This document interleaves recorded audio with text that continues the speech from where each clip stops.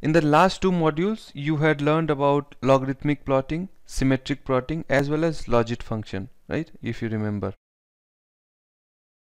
Make sure you subscribe to our channel and hit the bell notification for all our future video updates.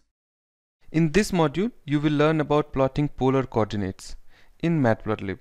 So polar coordinates are sometimes important to convey the message easier than the Cartesian coordinates.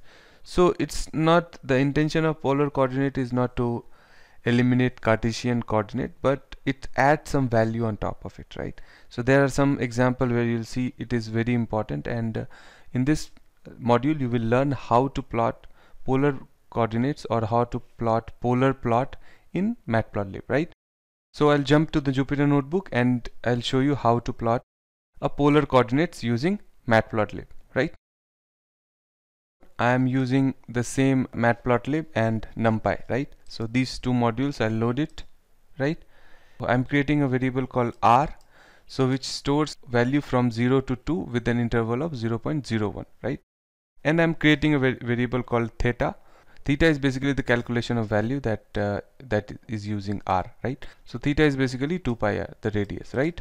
In order to plot this polar plot, right, we need to use a subplot function, right? You might not be familiar with it, but okay, at this point at least understand that we can create a subplot and assign it to a variable, right? And that variable is called axis. Okay, so here we are doing the same thing. We are creating an axis ax where we are storing the value of plt.subplot, and 111 is, it is one row one column plot, and position of this plot is at position 1. And this is similar, and this is known to you. You have learned in the last sections. And in order to project a polar projection, so there is a function in the subplot which says projection. So you can mark this projection, you can assign projection equal to polar. So this will plot the graph in a polar coordinate instead of a Cartesian coordinate, right? So I'll be plotting using this axis. So on this axis I am plotting theta versus r, right? So I'll plot ax dot plot theta comma r. So this is important in case if you want to bound the circle by a radius. So this is r max is the radius. Like if I wanted to bound this radius at 2 so that it doesn't go into infinite mode, and it should be bounded by some function. So ax dot set limit r max. So basically I'm defining my axis limit, the outer radius limit, right? I will execute this code, and you can see, so I'm sorry, I have not executed this cell, so I'll execute this cell and then I will execute this one. So you can see the polar plot. So these are the angles that are defined, predefined automatically, and these are the labels. So we'll talk about the labels just in a second.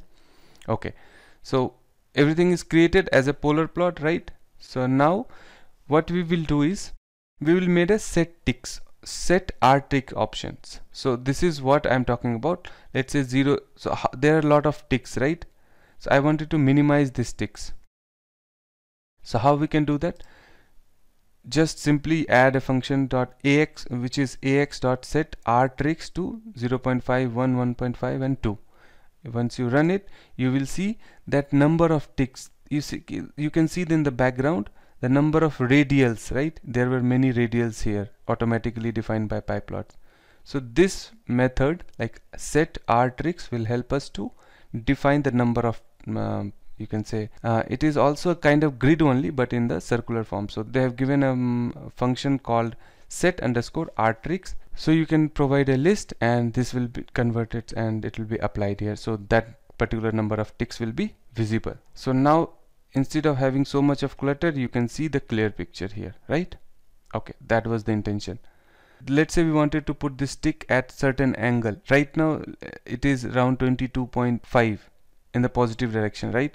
So in case if you want to play with the labels, let's say you wanted to put at the x-axis, right, 0 or 0 degree, the angle between this line which is passing through all these ticks and x equal to 0.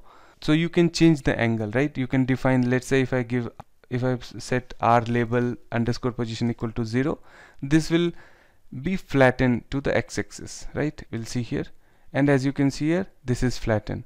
Now if you want to plot it slide, let's say at 180 degree, you can give as 180 degree, and this will be plotted and 180 degree opposite, right, as you can see. So you can play with the position of ticks.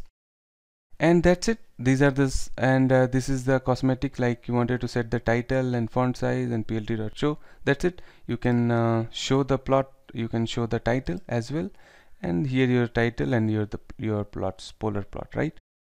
So I think this was interesting to you. You understand to use polar plots in Matplotlib, right? Well, that's it for this session. Thank you so much for joining with me in this session. I will see you in the next one.